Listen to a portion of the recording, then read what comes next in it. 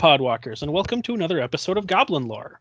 At this point, we have middle of January, so we've just started a new year, and we are also close to the end of the decade, and so we decided to talk about some New Year's resolutions and kind of goal setting in periods of time like that, along with some of the weaknesses of the typical setup of these things and some of the ways that they can actually work. And we also want to take some time to discuss some planning with our cast of like main characters and magic, kind of talk about the Gatewatch and what they may be looking to do going forward in the story with the conclusion of the major story arc with War the Spark.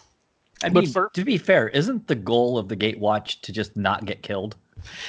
That's probably goal number one, but I think you stole that from me, you bastard. Wait, who is that? Well, let's get to our introductions, and then we can all introduce ourselves. We're already off track, and that is what you come to Goblin Lore for, I assume, because apparently someone keeps coming back and listening to us. Anyway, so why don't you two introduce yourselves? Let people know where to find you on the internet, what your pronouns are, and what is one magic-related thing you want to aim for in 2020. Hobbs, do you want to start us off? Yeah, I'm Hobbs Q. I can be found on Twitter at Hobbs Q. I use pronouns he and him. One magic-related thing that I want to do this year. So once my daughter starts daycare in September, I actually want to see if I can record a little bit of a magic cooking show, at least a couple of episodes worth. Just kind of me talking about lore or talking about recipes, something that's kind of like this related to cooking, like our show related to cooking. And I have a new camera that I bought that'll shoot 4K, and I want to kind of learn a little bit about that. So that's my kind of long-term magic goal for this year. And now, how about you, persons whose voice we heard that we haven't heard in a while? Ooh, that was me as a ghost. Hi, my name is Chase. You can find me on the internet as Manicurves. My pronouns are she, they. And one magic-related thing that I want to aim for in 2020 is really bold, and I cannot emphasize enough, really bold. But I have a really big goal that I would really love to, if not in 2020, just in general, one day be invited as a guest to a Command Fest. That's what I want so much, bad. I'm clenching my tiny little fists right here near the microphone as I speak. I want it so bad. And yeah, that's my little like tiny fist clenching magic related thing I want to aim for. All right. And I'm Alex Newman. I'm found on Twitter at Mel_Chronicler. I use the pronouns he, him. And I have kind of a flippant answer to the one magic-related thing I'm aiming for, and that's to play magic. I haven't actually, like last year, 2019, I managed to play magic at Magic Fest Minneapolis, and then in December, and that was more magic than I played in 2018. So I'm kind of hoping to do that. Now, I've already played magic once in January. My roommate has decided to try to start getting a group together sort of informally to go to our LGS on Friday nights. And it was actually great because I think it was last week and we got F&M packs because the store's getting new ones for their house. And the guy was trying to get rid of them. He's like, hey, you guys are playing Magic. Here's an F&M pack for playing Commander, which was kind of cool. But then kind of the other thing I want to do is I really want to focus on content creation. I want to, we have the cast and we were recording for a while last year, but then we had a big gap, and I want to take a step and start to do more creation, both for Magic and just other non-Magic creative of things. I have a number of hobbies, and this year I really want to try to focus on my creative hobbies because I get a lot out of them. They just take a lot more work sometimes. And so I've kind of been avoiding or doing a little bit here and there. And this year I really want to try to get a better pattern to working on them and get some goals built around focusing on those things more. And some of that's going to be for the cast, for writing more episodes for the main cast. Some of that might be doing other stuff like when we kind of get the show back on our normal pattern and we get our Patreon back on, doing stuff for that. We'll see what that means, but I really want to get back into content creation. I think that all three of us in some ways really did personify really well how resolutions tend to look. we're kind of talking a little bit here. I mean, we're going to be jumping into this, kind of getting onto the topic of resolutions. But resolutions do tend to be different than kind of goals in some ways. They're not just the same thing as kind of a lot of the stuff that we've talked about on this show, including short-term goals or these planned out concrete things. Like Chase said with hers, it's big, it's more nebulous, it doesn't have a definitive date necessarily on it, which is one of the things that makes them, I think, more difficult and kind of what the point of today is. Yeah. Yeah. So, we want to talk about resolutions. I don't know. I have a very weird take when we kind of get to that, but I think, the general impression, at least my general impression, and maybe you two can give yours when I'm done here. But the general impression is somebody has this idea that they're going to lose X pounds, they're going to exercise every day, they're going to do Y or Z, and they have that figured out before the new year starts, because then on January 1 they need to do it, and then kind of the typical joke about it is somewhere in the middle of January they've fallen off the wagon and then it's done for the rest of the year. Is that about your estimation? Yeah, I mean, we have lofty goals, we have motivation, we start them, and motivation starts going, and there starts to be judgment too. If we fall off, then it's hard to get back on track because we kind of take almost this all or none approach to them. Mm-hmm. I like that. I like how that's kind of like phrased, because I kind of agree on that. When looking at my resolution, I actually view it as sort of like this big umbrella, sort of an umbrella thing. It's a goal I want to reach, but it's going to take a lot of mini resolutions to get there, a lot of mini small steps, and a lot of goals that I have to meet before I get there. So I kind of wanted to like lump it together, because so far what I've been doing has been working very well for me, weirdly enough. But it feels very validating that I've been achieving the small things that I've achieved so far. So I thought I should send out a really big thing for myself as time goes on. Mm-hmm. No, and I like that approach. I don't know. You think I should jump into sort of my approach? Do we want to talk about the general model first? Well, I mean, I think the general model is kind of what you've been discussing here a little bit, which is, the general model of New Year's resolutions is people kind of make a goal. They have something that they want to do, and they say, I'm going to do this during the coming year, which gives it a time frame. The problem that I think stems from this idea that people don't necessarily break it down into the steps that Chase was talking about. They don't think of it in, okay, I need to do this, I need to do that, I need to first, if I want to be this, I need to be putting out regular content. Well, what does regular content mean? And kind of work backwards from there to come up with a plan. It's just, I'm going to avoid sugar, I'm going to quit smoking, I'm going to run a marathon.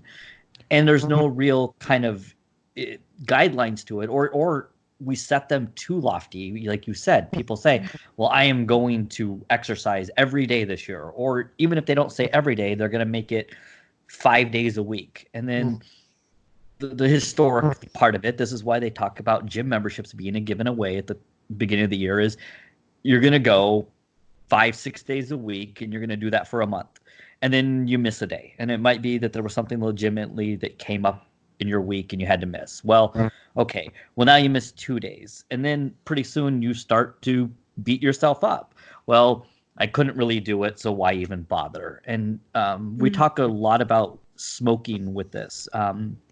The whole concept, in some ways, resolutions plays nicely into, is this concept of relapse when it comes to substances. And relapse is actually, within the field, considered to be a normal part of kind of motivation and people quitting a habit. We expect that people are going to relapse. I mean, but it's how you approach the relapse is what ends up happening. So people who really have this all or none approach to their relapse. So I'll take smoking as kind of the best one, and that is they slip and they have a cigarette, or they have 2 cigarettes. They smoke for a day, and then the next day, when they could wake up and recommit to that resolution or that goal, they've already had this thought of, well, I already screwed it up, so why bother continuing? And that is what happens with resolutions. I also like to think that like resolutions can fall into even greater categories. I like to think. So I actually on Twitter did like MTG resolutions and non-MTG resolutions.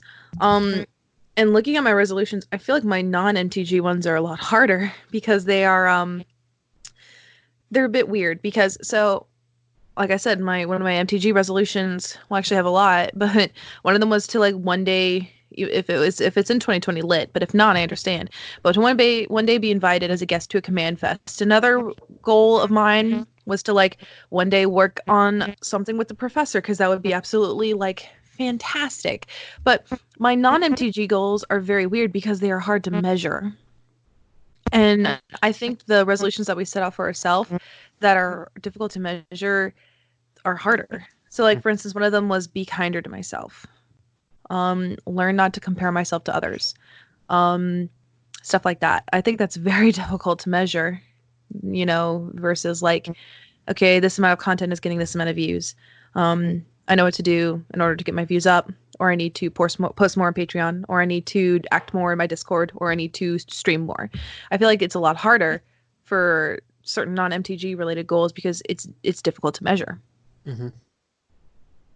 Well, you said in some ways a resolution of being happier, you have to define happy in some ways to have any idea of what you're working towards. It's a feeling. I can tell you I'm happier. Yeah. If I'm sitting here trying to work it on it myself, though, I don't necessarily know what I need to do I haven't come up with, well, what do I think is going to make me happier? Do I have a plan? Do I have any idea? Mm-hmm. Or am I just hoping that I'm going to improve areas of my life and then I'm going to be happy? So happiness is a really hard thing to define because that's definitely a good point. Is like, how can you measure like what happiness is? And I kind of do this a lot with clients. I'm getting my master's in social work, and I work a lot with people as a therapist. And a lot of the questions we'll work on what's called like life living goals, where I look at you and ask what's called a miracle question. I say, like, if you woke up and your life was the exact perfect way that you wanted it, like tomorrow, like money wasn't an issue or whatever, like you just had everything you wanted, what would it look like? And usually a lot of times I hear I want to be happy. And that's really hard to measure because happiness is not really a universal thing like we would expect it to be. Like the feeling of happiness is, like Hop said, is like, like I can tell you that I feel happy. But in terms of like what happiness is, you have to ask yourself, well, what does it look like for you? What does happiness look like for you? And that's really difficult to measure, which is why I think that the resolutions or goals that we set for ourselves in the new year are harder than we would expect them to be, because we can't really measure them, because there's no like standardized measure for happiness. I mean, I think that people have tried that, but I think it's very difficult to measure something very complex and personal to each person. So it's kind of difficult when we look at those goals, because I feel like, weirdly enough, my magic goals are easier to measure because, if I like post something on YouTube, I could be like, okay, got this many views, so I did a shtick in this. Okay, so I got to do another shtick in it again. Okay, post on Patreon, got an uptick in views. Okay, like got to type in the Discord. That's like a really good way to measure things. But personal goals that are mental health related or feelings related or like relationship related can be very difficult to measure because it's not as simple as like refreshing Twitter and seeing how many likes you got. Yeah. And one thing too, I know in the past I've had some issues with goals too that rely on other people. You talk about relationships, or even things like I'm going to be published, or I'm going to do this or that. And there are things you can do to work towards those, but ultimately you can't control all of the aspects of those. And sometimes they can make a good overall goal, but you need some smaller things within that you can do to work towards that goal. And I'm going to go back just a little bit, and maybe ironically, because Hobbs, when you were talking about, like relapses as being part of the process, I realized that sounds a lot like the narrative device of try-fail cycles for a lot of characters. If you read, fiction, your characters are going to fail to do whatever they're aiming to do, because that's part of life and that's part of art reflecting life. But a lot of times in life, we don't think about that because we're not, I think we're not always focused on the longer arc of things. And so in the short term, we look at those failures or those relapses as the stopping point, not a part of that process. Yeah, I mean, we do oftentimes, like I said, it's the treating things as an all or none. And the whole trope in art is, you got to have the montage, right? You got to have somebody learning how to do something and failing at it to prove then that they got better. And we don't do as well in the real world of kind of allowing people to do that. Yeah. So do you guys mind if I monopolize the conversation for a little bit to talk about my version of resolutions? I do mind, I'm really actually. interested here. I love the two ends of the cast there, the really supportive Hobbs about to be like, right. Oh yeah, that's awesome, I can't wait. And then there's just me. then there's me. I am the gremlin. That's my gremlin noises. Okay, sorry. Okay, that's great. We get sound effects now? Yes. Yeah. We get sound effects every time we bring it Chase on. I don't know. It's kind of weird. Pay me. I'm poor. I wish. So there is. This is something that I've kind of built over years, and I didn't really intend to do it. I just kind of started doing it. So I tried to do New Year's resolutions for a long time, and I just kind of stopped because I got to if there's something I want to do, why do I pin it to an arbitrary period of time? I learned later that sometimes having an arbitrary period of time gives you an external thing kind of pushing you to do that, and you can be flexible with yourself. Like some of the breakdowns of these New Year's resolutions is when you're not flexible from that external impetus, but at the same time it can still give you a thing to say, okay, around January I want to start to come up with what I do. And so this is actually something that I started after going to therapy for my social anxiety. I started to do what I call State of the Alex, inspired by Mark Rosewater, inspired by the United States Congress and president, I guess. There's the State of the Union. Mm-hmm. He does the State of Design. It's kind of a thing that happens occasionally in different places. And so I've turned this into an annual thing. It wasn't originally. Originally, it was just, I feel super anxious and I know I'm in a better place, but it's hard to see that. So I'm going to sit down. And at the time, I started with 5 categories. Now I have 6 categories that I go through. Then I do just some writing about where I feel that I'm at right now and some of the high points. It just high level, here are the major things. And what are my goals for the next year? And so those categories for me, and I had to work a little ways to get these in the same naming convention, but it starts with vocational, fancy word for job, financial, social, recreational, my hobbies, personal, and physical. And there's definitely some overlap. Personal is a little bit of a catch-all, but it's mostly about mental health and things. But there's some mental health stuff in the social because of my social anxiety. There's definitely some overlap there. There's overlap between my work and my finances, very direct correlation there. And also kind of my finances and my recreation, because if I want to go to events, if I want to buy magic cards to build decks, there's some dependencies there. But this it's been really good for me, and some of it is because I'm a person who tends to be I like to compulsively plan. I don't always need a plan, but sometimes I need to just sit down and write things out. I need to sit down and just throw words at a thing. It's also turned into a really interesting journaling technique that I never expected, where now I can go back for the last 4 or 5 years and I have a definitive record in my own words of what I was doing at the time and what I thought was going well and what I thought wasn't, and what I was aiming to do, because sometimes in the shuffle of life, some of these goals get lost. Especially little smaller things that I want to do, but some of that stuff can kind of add up. So I want to flip the script, not flip the script, but go off the script a little bit, but in a constructive way, which is very uncharacteristic of me. I was wondering how both of you feel about the language we use when talking about New Year's. So the language resolution versus goal is something I'm starting to notice, because a lot of us are bringing up the word goal. when really the whole phrase is like, this is my New Year's resolution. Get your New Year's resolutions now, like stuff like that. So I'm very interested to see like what both of y'all's opinions are on that particular use of language. Yeah, for me, I didn't think about this, but I wonder if I did distance myself from that phrase because of some of the baggage that's part of that. Because this really did, New Year's resolutions were a part of what built this system for me.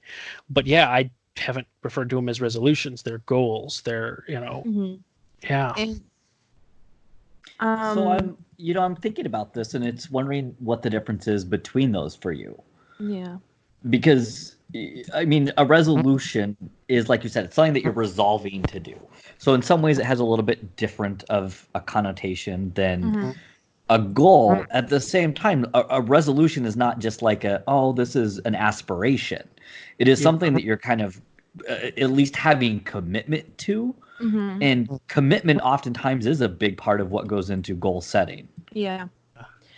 I actually pulled it up on my phone just because I want to I really we all know what resolution means. Like, if someone was like, oh, I have a resolution, like this is my resolution. Like we have a general concept of it, but I actually decided to Google it, like the actual definition. And I think it's kind of important to kind of point this out. So it says the first definition, noun, to do or not do something. And I think that the emphasis in there is the word not.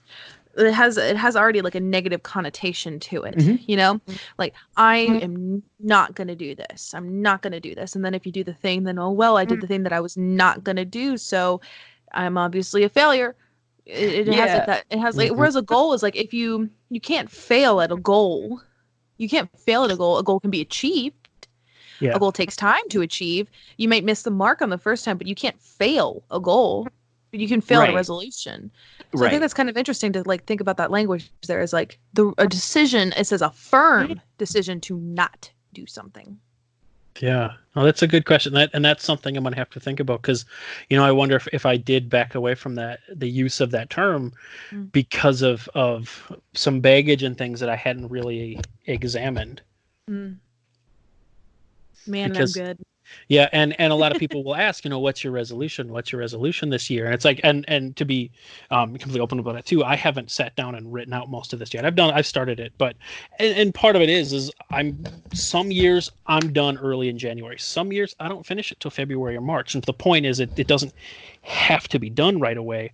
I'm just trying to revisit every year and look at where I'm at. And so some years that takes time to think about, but I through that, even though I've been doing this sort of annual planning every year, I've been hesitant to say, well, I have, here's my resolution. It's a lot of smaller things, or even if there are bigger things, I haven't really ever put something as a resolution. And yeah, I'm gonna have to examine that. I mean, I think it too is part of this is you talked about developing this schema or this model for yourself because that idea wasn't working. Just saying, especially when you think of it as a resolution as not to do something, like I'm not going to smoke, I'm not going to, eat junk food every night just because I want to, and I do right now. If we're thinking of this in those terms, you are kind of setting yourself up to fail. You are setting yourself up to not achieve it because in some ways you're saying you're not going to do something. And most of us, when we say we're not going to do something, if we slip, we feel like a failure. We feel like we've not accomplished, and we need to go right back to what we were doing before, which is the whole idea behind weight loss or gyms or whatever it is. Joke's on you. I already think I'm a failure all the time. No cap. You suckers are the ones setting goals. I just don't have any. You aspire stuff? You aspire to be something and do things? I almost cursed. I can't remember if I can curse on here. I mean, I think we have this as a not cursing kind of cast. Yeah. Well, then guess what? I'm glad I just went. Yeah. We can make a note and mute it, but. Oh, or you can make a little sound effect noise. Here's the sound effect noise. Mr. Editor person. Hello, use this as a sound effect noise in case I accidentally curse because I curse a lot. when I speak normally. Are you ready? Okay. That's my. That's it. Is that it? I'm just okay. I'll do it one more time just in case to get a clearer listen of it. Okay. Okay, good. We are good to go now for future swearing. Yeah. Okay. So future swearing. That's my little like Perry the Platypus little like gurgle. Is that what that was? A platypus noise. I've always wondered what they sound like. You have a daughter. Does she not watch Phineas and Ferb? She's less than a year old. She doesn't watch anything. Colorful cartoon. We set a resolution for no screen time. Ooh, be prepared to fail. So, I mean, that's the point, right, Alex? Like you wanted to set yourself up to be more successful because this isn't like you're going to have a strict schedule. You're going to be done on this. You have 6 areas of your life that you are kind of for each one wanting to determine what is it that you want different in that life. Improvement of yourself, it sounds like. I mean, for each of those, you want to be doing something in these areas every year. Even if it's not, like you said, it's not vocational, doesn't mean get a new job. It could mean a project that you want to be involved with or something that you want to change about your work life. The idea is, though, you've identified these categories that are important to you to be making change with so you don't get stuck. Yeah. And okay. I really like how you have everything parsed out, mostly because when I sort of like do like, hey, these are my goals, these are my resolutions, whatever language you want to use, I just kind of like word vomit them out. And that feels a little bit more overwhelming than if I had categorized them.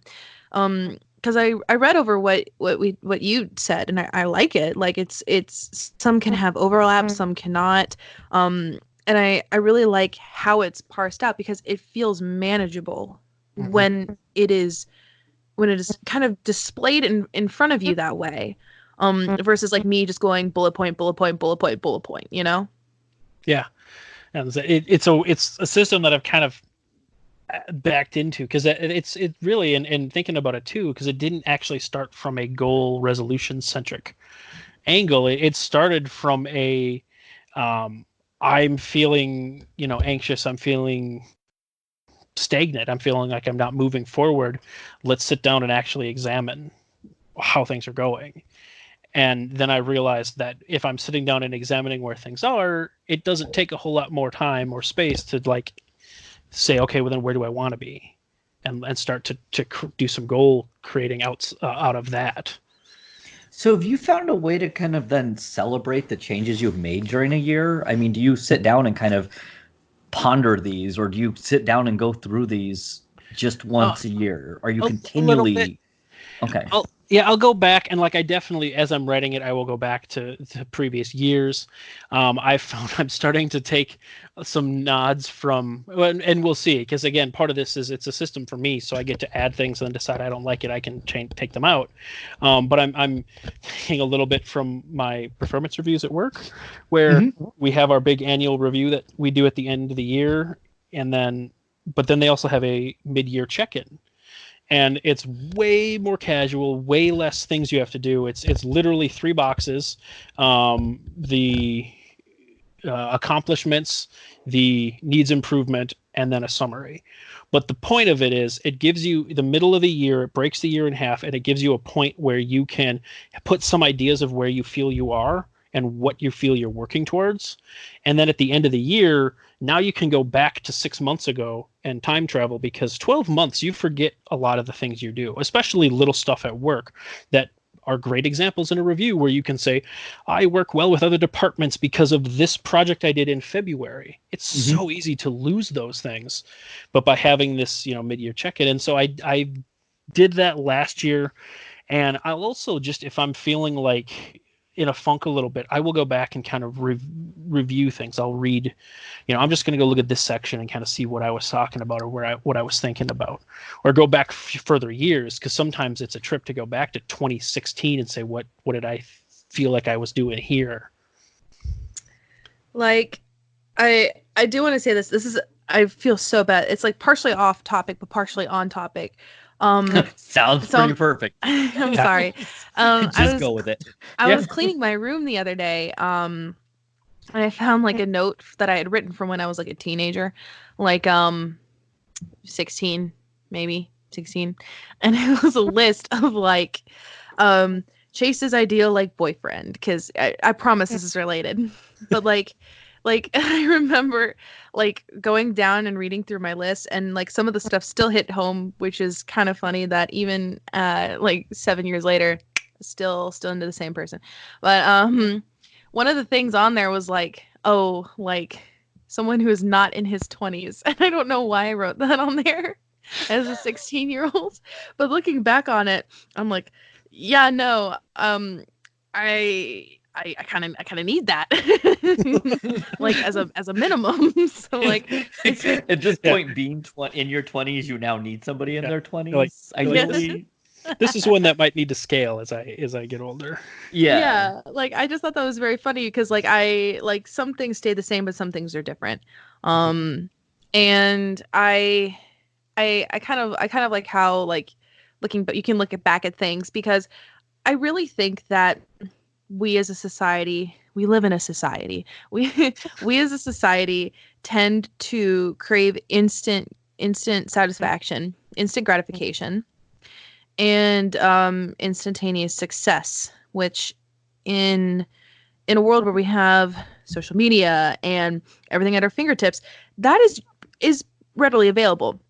However, in other aspects of our life, we don't really receive that. And so I kind of like what you talked about, like going back and looking at things and putting things into perspective, because like looking back, like there's a lot of stuff that I wouldn't have dreamed I would have accomplished if I was looking at little like 16-year-old me.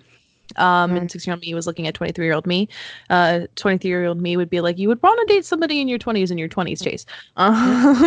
But that's just my weird way of connecting it in. But I think that because we crave that instant gratification, we tend to sort of like once our old goals are accomplished, that's it, that's done. They're of no more use to us. We did it, we done it's in the books. And we don't really like take it out and marvel at it and look, I did this thing. I achieved this. I made myself happy. I did this small step. So here's a way that I've contextualized it for myself, because I can say, especially the first year or two after I was diagnosed and kind of working on my anxiety, and it was very quick that I went out and started to do things and make changes. But you're talking about, Chase, like you have a really big goals and things, but you have smaller goals within, and sometimes I think, at least for me, like I was looking off at things on the horizon. I was looking at this big thing, and I might be closer, but I'm not there yet. And so then I start to feel like, well, I've done all this work and it's been all this time, and look how far away I still am, totally missing that if I turn around, I've covered so much distance, and I'm just missing that whole journey that I've taken because I'm so focused forward. And for me, this has become a really useful tool for just mindfulness of what I've done and where I actually am at. And even if I'm feeling overwhelmed, here's some good stuff. Yeah. So when you kind of pitched this episode to us, Alex, one of the things I thought about was back, I don't remember. I did the episode on bolus and SMART goals, which were short term, right? And I was just kind of setting that up for a framework to talk about. And one of the things that I hinted at there and that I've discussed online a few times is the difference between long-term and short-term goals. And long-term goals are these goals that, and ideally in a perfect world, or in a world where we can be mindful, that things like resolutions could come into play if we're framing them, especially if we're framing them how you've been talking about in your framework, Alex.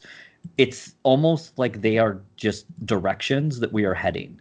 They are pointing us towards where we think that we want to be. They overlap a lot more with our values. And the whole point of having values is, if you think of it as a pathway, it's not a pathway with a destination. If my value is to be a good person, to be a good father, to be a good husband, theoretically, I'm hoping that that's not going to have an end point. I'm not looking to have a destination. I am looking to be making a decision when I am doing something and I have a choice. Am I going to head towards or away from what I value or what I find to be important? Mm-hmm. And those values shift. Those long-term goals shift over time, and we can reassess them. The point that we miss, exactly what you said, is we miss the short-term goals, which, if I'm doing this analogy of a pathway, they're the destinations. They are the places that we're stopping along as we're going along our pathway. We each all have a pathway that we're working on. And we're not, you're talking about, if you're not stopping and actually just enjoying what's there in front of you, you start missing it. Mm-hmm. You don't celebrate the small destinations. Hobbs, Sorry, it's like, no, you're good. I was about to say, it's like your brain and my brain is connected because yes, I agree with that actually. I really like how you phrase that. And when it comes to goals, short-term and long-term goals, I feel like we just all view them as immediate. Like, it's very difficult because when you like look at it, I like to kind of like do things as like a gas tank, like if you're driving in your car and you see a gas tank, it's either on empty or it's on full or whatever. And kind of how I've been trying to think right now is where I'm currently on the gas tank. Am I closer to empty? Am I closer to full? And kind of pacing myself based on where I feel like I am at any given moment on that gas tank.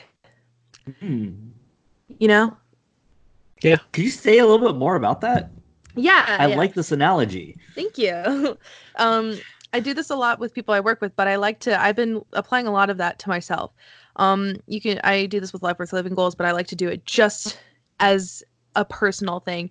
Pretty much inside of every single person, there is the little, half a circle, like cut in half gas tank where it's E, middle, and full.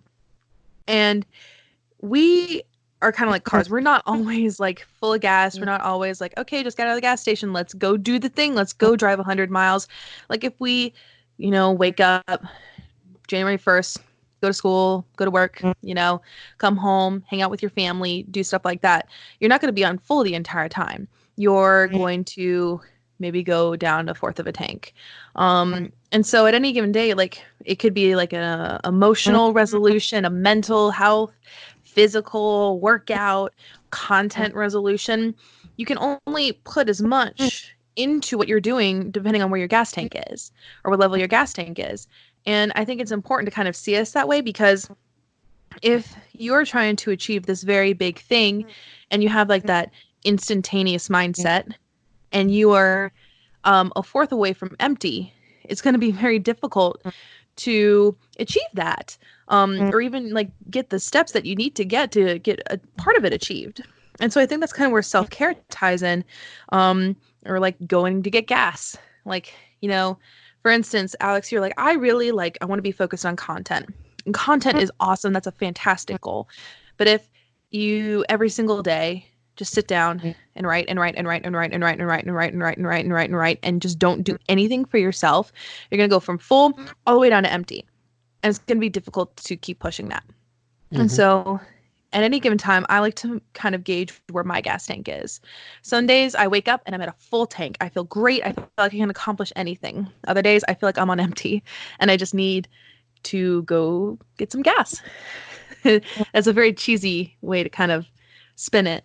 But it's also a common touch point that a lot of people have reference to, and I think that's excellent. Like that is a very good way to put it, because like I said, a lot of people have the context to directly apply that concept. So coming around, Alex, you mentioned in the show notes today that one of the things that you like about this is that this way that this is set up is really kind of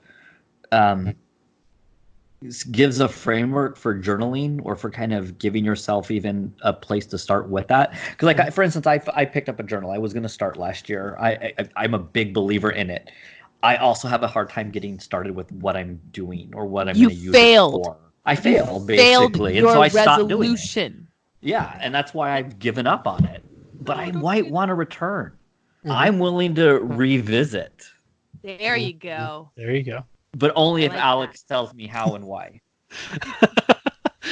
Give me Well, the answer. Give me the answer. Yeah. Well, and this is, I can tell you my framework, and to be honest, I can tell you my framework as it exists right now. It's going to continue to change as I go forward with it, but ultimately, it's what works best for you. For me, I found that roughly once a year in the first quarter of the year, so I try to write this out, these 6 categories, current state, and looking forward. So I basically am writing about 12 very short essays about my life, and then I usually do like some summarization. Okay, so here's some and bullet points of the actual goals pulled out of that text, so it's easier to reference later.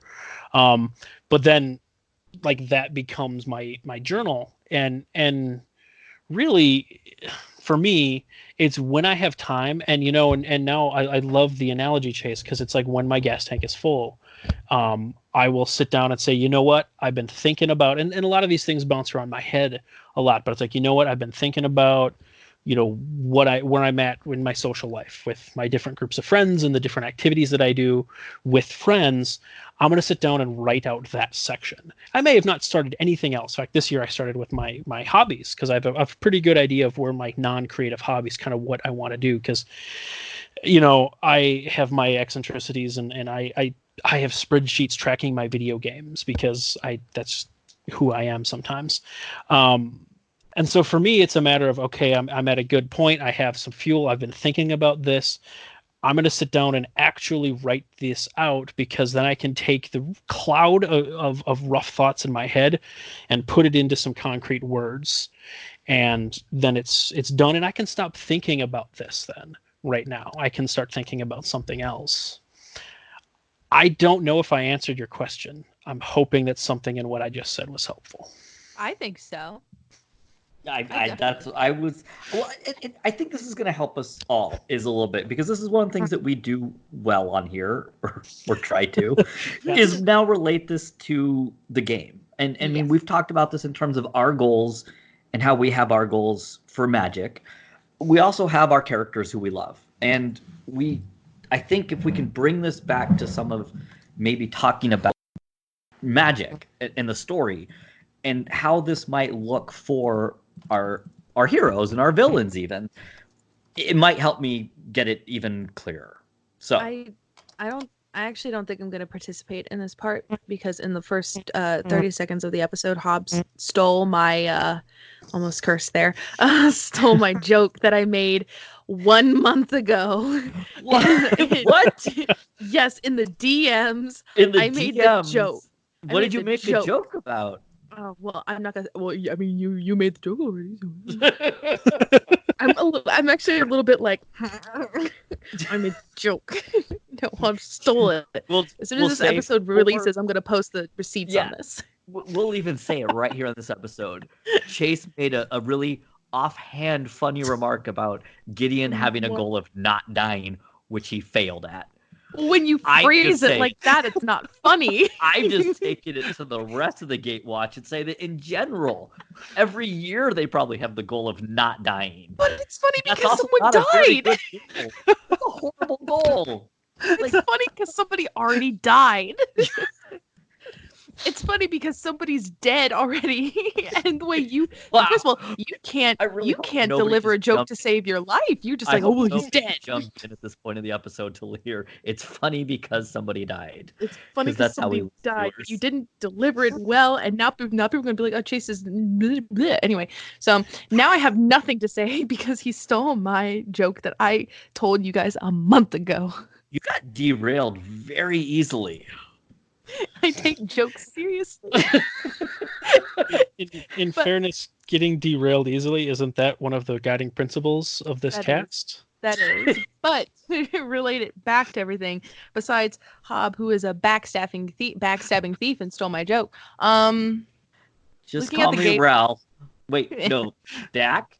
Dak. Just call me Dak. There we go. Caught you red-handed. Yeah. Because I'm back at it bloody again, and baby. dead.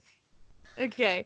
But my besides Gideon, his goal being to not die, even though he's already dead, which is funny.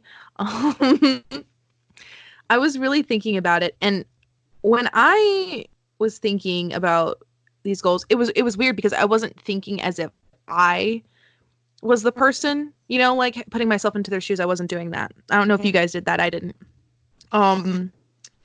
But for me, my goal, I actually thought about it a little bit for Chandra, was sort of and I say goal because this is not something that you can achieve by February. It's definitely not, unless you are like Ugin tier, like mindful. But sort of like involving wizards, treating like her sexuality as something that's very like, you know, like sort of like flippant isn't the word I want to use. Being dismissive. But being dismissive. And I really wish like for her to like find and cultivate like that inner like happiness and peace revolving around like her sexuality, because that was something that the Wizards was building up to and something that I was actually invested in a lot. And to see them kind of like backpedal and then backpedal from them backpedaling from it really made me feel disheartened. And so I don't know if this would fit the bill for you guys, but one thing, and I really couldn't think of anything for anybody else, is just for Chandra to have that like that validation, you know, like that inner piece of, this is who you are. It is great, and you are awesome, and nobody can take that from you. So kind of an acceptance. I mean, an acceptance based for where she is, and in some ways. How do you think, though, this would kind of, you know, so let's say that this is kind of, maybe she has some idea that she wants to become more comfortable with just her sexuality, right?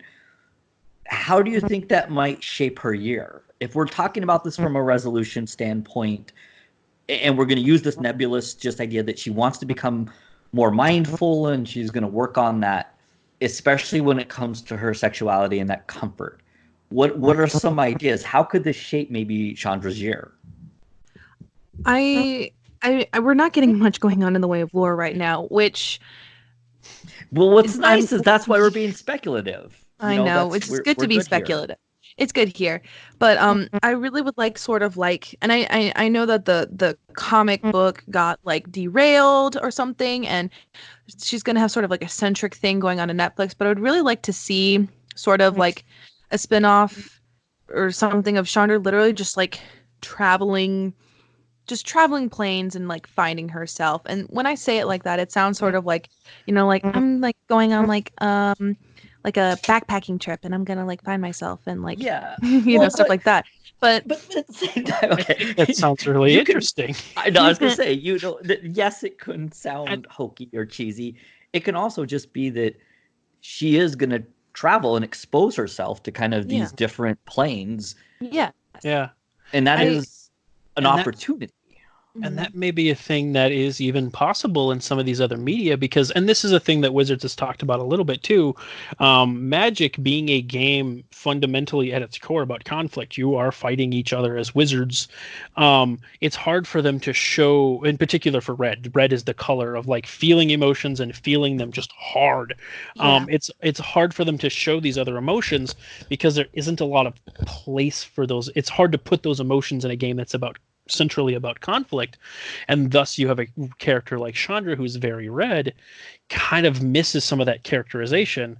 And if they find a place to tell some of those stories where it's like, this is Chandra, she is a big fire mage, but that's not the only thing about her. She's going to go just like hang out here in this city or go to wherever. To be honest, that's one of the reasons why I really liked the Kaladesh story for a while, because before they kind of popped into the rebellion and that whole thing started, it was just the characters like hanging out and kind of getting some time to be themselves and getting some downtime to spend time with each other. And I think and Chandra's my favorite planeswalker for a number of reasons, but when I see her and I see her depicted in art, there's like one big word that just like pops up, and I mean every single time I see her arms spread out in a battle stance, the word that comes to my mind is unapologetic. That is the word that hits me every single time without fail. That's what I think when I see Chandra. And the way that the lore has treated her has kind of backtracked on that aura that she has, that energy that I think about and feel and see when I see her depicted in art is unapologetic. She is unafraid to be herself. And I really admire that about her, even though she's a fictional character. And I look at her and I see, I just think unapologetic. And I guess another way to phrase this is that in 2020, I would want Chandra to continue to be unapologetically herself. Yeah. That's my way. Okay. I like that a lot. And I think that's a really good resolution. Like you were talking about Hobbes as a guiding principle, as a path to follow, not a end point to aim for. Right. Because what we can learn is when Chandra is now presented with the decision, she can have, if she has that in mind, if she's kind of said, I'm going to be unapologetic this year, I'm going to make that my guiding principle for this year. Every time she makes a decision, she can be asking herself, is this going to take me towards or away from that? Yeah. And it doesn't mean that she's always going to choose moving towards it. But part of the reason for having this framework, is we're kind of discussing it, is you are aware that there is a choice. Now, you may choose to move away from it, but you are now at least aware that you are doing that. It's really that mindfulness aspect of it. Yeah. You have to make an active decision to move away, knowing that may have consequences. That may change the principle. I mean, and the thing is you may have an idea of a guiding principle of this resolution for yourself. And as you're moving along, you make some decisions to move away from it, to move away from it, to move away from it. And you realize your initial idea wasn't that great. And now you need to go back and work on that. And that's perfectly fine. That's wonderful that you can have that understanding and that realization, because now you can start working towards something else. You can find that guiding path. Okay, so I think I made this observation before the cast too. I tend to ask these questions oh, what if we do this? And then I don't answer them straight on. I come up with some twist myself, because you're literally the worst at actually answering what we're asking. And my own questions, too, which is, I don't know. That's the greatest part about this. Usually it's I just know that Alex wants to answer whatever Alex wants to answer. Yeah. And that's going to be okay. Well, and yet you're the one who came up with this framework. And some of it too is it's a writing thing too with I think I've talked about discovery writer versus planner. I am much more of a discovery writer. I have, despite what I was talking about with my resolutions and structure that I do for my plans, I actually work out a lot of story. I work out a lot of what I'm thinking by just writing it. And so I'll pitch an idea and say, hey, let's talk about specific characters. And then when I try to do that myself, I realize I don't want to talk about specific characters. I just want to talk about the group. So I'm cheating. And my person is I'm going to talk about the Gatewatch as a whole. Okay. Because again, as I'm writing, I have a very scribbled piece of paper that I was writing during lunch at work. I realized that the Gatewatch have been hurtling towards an identity crisis since they were founded.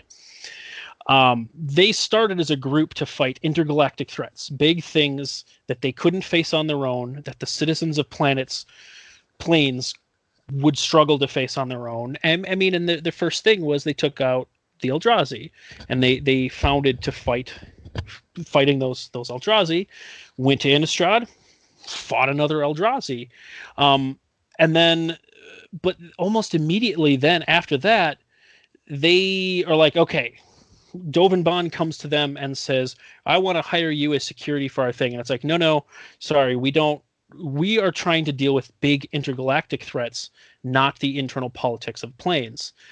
Then they join the rebellion on that plane. And it's and there's good reasons and there's stuff going on, but they're almost, I think immediately they're either going against that knowingly, but I don't think they really realized, I don't think they acknowledged that they came to this decision point and this is our guiding principle, and they went the other direction.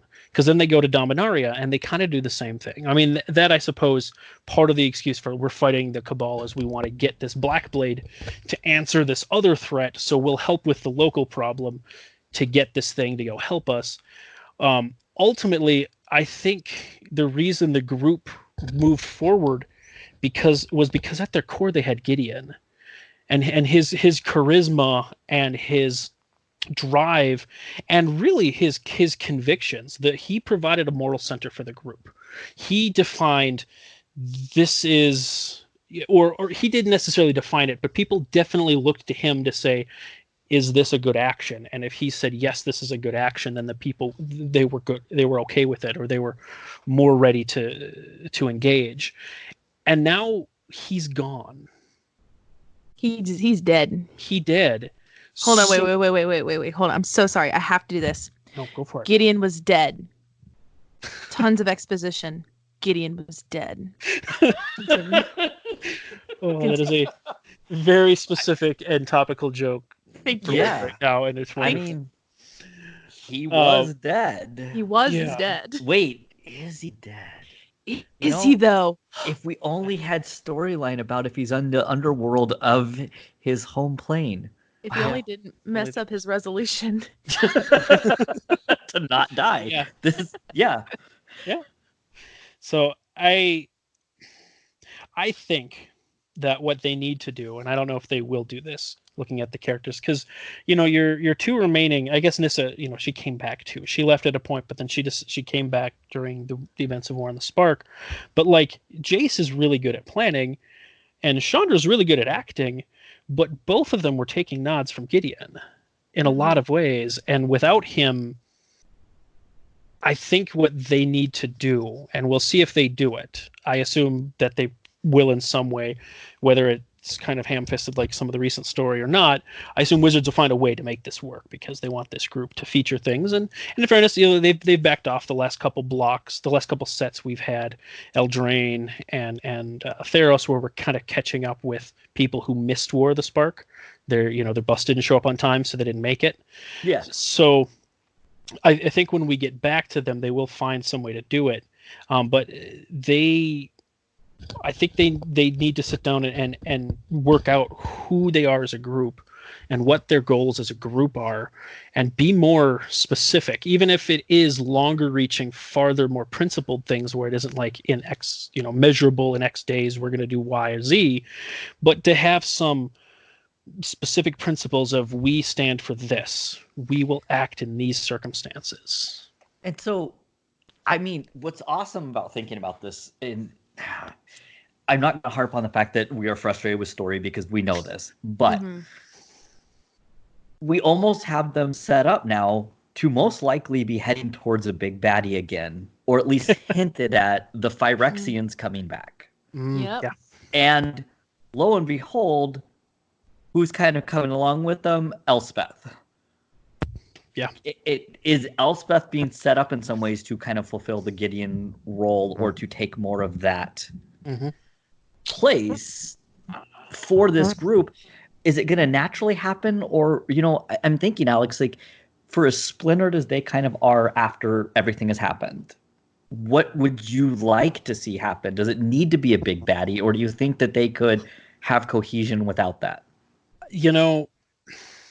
I think it will be a big bad. That isn't really what I want to see. I want to see, and this, they have done some of this well, and they have done some of this very poorly, but I like some of the personal drama, because I may have mentioned this in a cast in the past. I know it's talked about in a lot in fiction things, but it's like intergalactic, everything is going to be destroyed.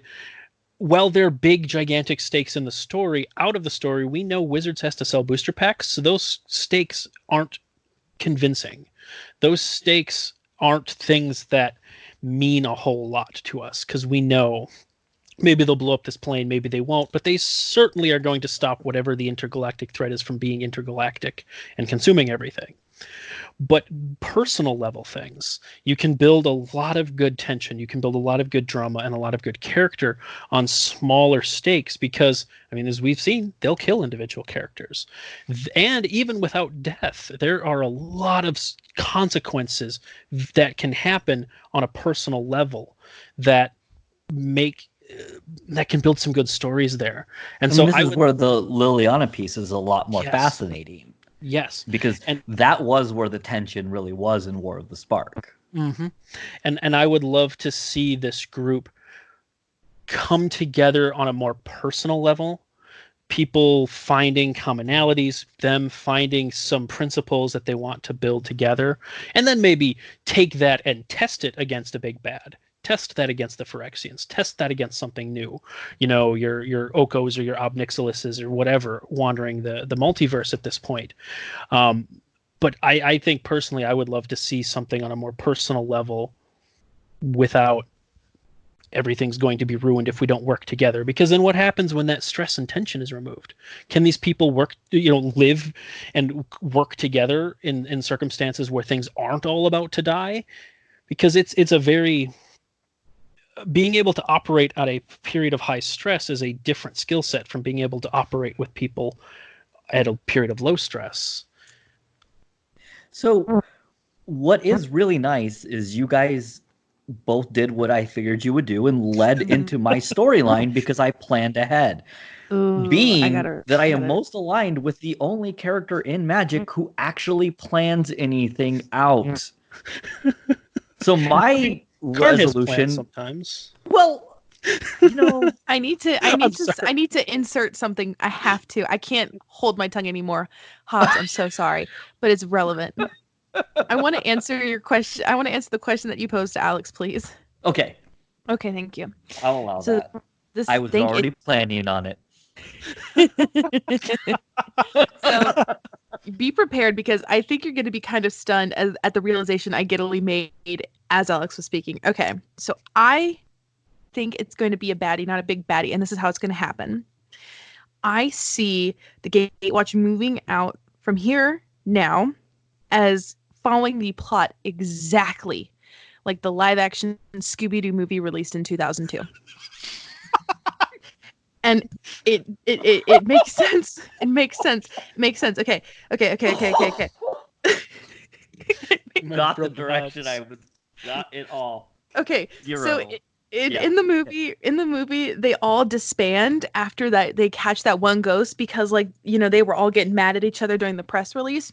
And so this is kind of how it happened at Gideon's death. They try to like in this next set, they're bumbling with Elspeth, and they're like, this is just it doesn't work anymore. We lost the group dynamic. Oh, and so they disband, much like the mystery gang disbanded in Scooby Doo.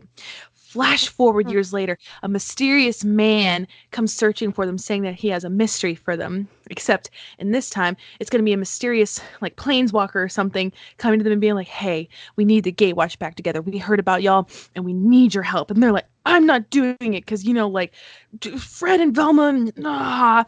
Okay, so then that happens. But then they all eventually agree to go together. And then as they get back together in, their little, metaphorical mystery machine, they realize that they do love solving mysteries together, and that they missed each other, and that they have grown on their time apart from each other, which is where Chandra's self-discovery happens. But they're like, you know what? We needed that time away from each other to grow. Mm-hmm. And then they fight the villain, and they win, and they switch bodies, and, Mr. Bean is there, and then the villain is Scrappy Doo. And that's my presentation. I think, oh my God, I'm going to be really disappointed when that isn't what happens, I think. Because that is so perfect. Yes! When we don't have a body switch version of Magic the Gathering, we have not had a good body switch comedy in this game. In my head canon, the mystery person is Karn showing up to get them to work together. Yes, and then Mr. Bean is still there. Mr. Bean is what's the new Planeswalker's name again? I think Mr. Bean is just his own planeswalker. Cool, Mr. Bean's his own planeswalker. But I will say that solves the question of whether Earth is in the multiverse or not. But I will say, does that not, if you just take out all the Scooby parts and you just insert Gatewatch, does it not work? Does it not fit? Oh, that is so perfect. Yes! Thank you. I just had this realization, and I was like, holy crap. That kind of works, where they're all we get the band back together. Yes, and they're like, we can't do this without kids, and then they go away for Ikoria and stuff, because Wizards was like, we're going to be away for the Gatewatch for a little while, but then when the Phyrexians arrive, they're like, God, this planeswalker needs us to get the band back together, and then they're like, I hate you, what you said a year ago, and they're like, shut up, I've grown, and Gideon is dead, and then they just...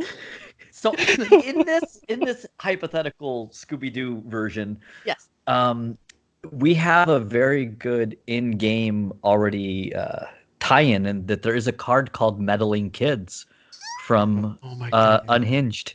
Yes, that was a card. I actually built a Meddling Kids EDH deck that was all built around traps and like bookcases, and this was seriously before the third unset or vehicles or anything. But I built a whole Scooby Doo themed deck with Meddling Kids as my commander.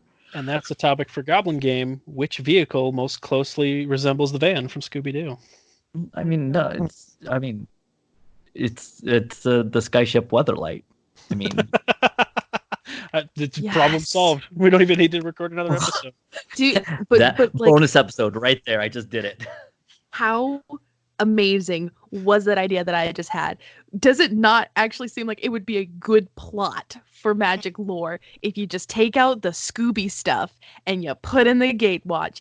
It kind of works. I mean, I want to keep the Scooby stuff. We're just gonna rename it Gatewatch. Yeah. Yeah. And then they're gonna release a sequel called Gatewatch 2: Monsters Unleashed, and that's when the Phyrexians come. Ooh. Ooh. Ooh. Or the hybrid Phyrexian Eldrazi. Holy crap, that makes sense because in the second Scooby Doo movie, the live action one, they're wax figures that were made, but they come to life. I really appreciate that you're clarifying the live action one. Dude, there's a lot of Scooby Doos. Just so we know that we're in that same continuity. Yeah. No, this one is the 2004 Scooby Doo called Monsters Unleashed. That had Seth Green in it, but that doesn't matter. The point is that he brings the wax figures to life, much like the Phyrexians just do metal stuff to people and infuse them with their Phyrexian oil and taint them. That is the really plot. It concerned works. After this episode hits, we're all going to get hired out by wizards and not be able to speculate by this anymore. But I'm not, like, here's the thing. I'm not joking. Like, I think that this is a good parallel. It is such a good parallel. Yeah, that is really good. Stop encouraging this. I love it. Hey, okay, Mr. Bolus. Oh, did somebody say Bolus? No, I mean, yes. Because I have a character that needs to have some new resolutions because things didn't go the way he had planned. And actually, this is going to be my great analogy, and Chase can just sit back and enjoy it. Which is, Bolus is somebody who needs resolutions because he needs to take a different direction now with his life. He needs to sit back and have a state of the Bolus where he determines what went wrong. And when I did the Smart Goal episode, I did it from what went wrong for Bolus, or kind of what he had been trying to do and how he had been the only one to really have a coherent plan. And at the end of the day, it didn't work. He did not achieve what he was trying to achieve. Now, the good news is he's got a lot of time to sit around in a meditation realm. I mean, it is the perfect place to practice mindfulness, which Bolus has done in his entire career. He is a book learner. He has a library. He's going to head back to where he wants to be, alone with his books, to think about what went wrong. And actually, that is great for resolutions because he no longer has his powers as a planeswalker. So he literally is having to rewrite this narrative that he has about himself. He is no longer the God Pharaoh. He is no longer this being who was so close to re-achieving Old Walker status with basically what we would have called godhood before we got gods in Magic. But just unbelievable power the Old Walkers had that he was trying to capture back. He now has nothing. He is defeated. He is stuck with a brother that he doesn't want to be with. And he does not have his powers with him anymore. This would be when a lot of people would give up because what he was trying to achieve didn't work out. Through no fault of his own. It only didn't work out because the Gatewatch is lucky. And they kind of like threw a blade at him and it didn't work. And at the last moment, we get we get Liliana to portray and blah, blah, blah. They got lucky. And Bolus is not going to give up. You get Liliana, who had the resolution of her goal, And then she hit that crossroads and made a decision to go in a different direction. Oh my gosh. Why did I say that to start with? Because it's not true. But Bolus is not going to give up. He's not going to just stop. I mean, the idea here for gameplay purposes and story purposes, they wanted to close that arc, but they did not go the full realm where like Bolus is killed in a way that he can't come back. And his resolution is to find out what went wrong so that he can try to not have it go wrong next time, because there will be a next time. I can just hear Bolus go, "You meddling kids." See, you almost crossed into Inspector Gadget there.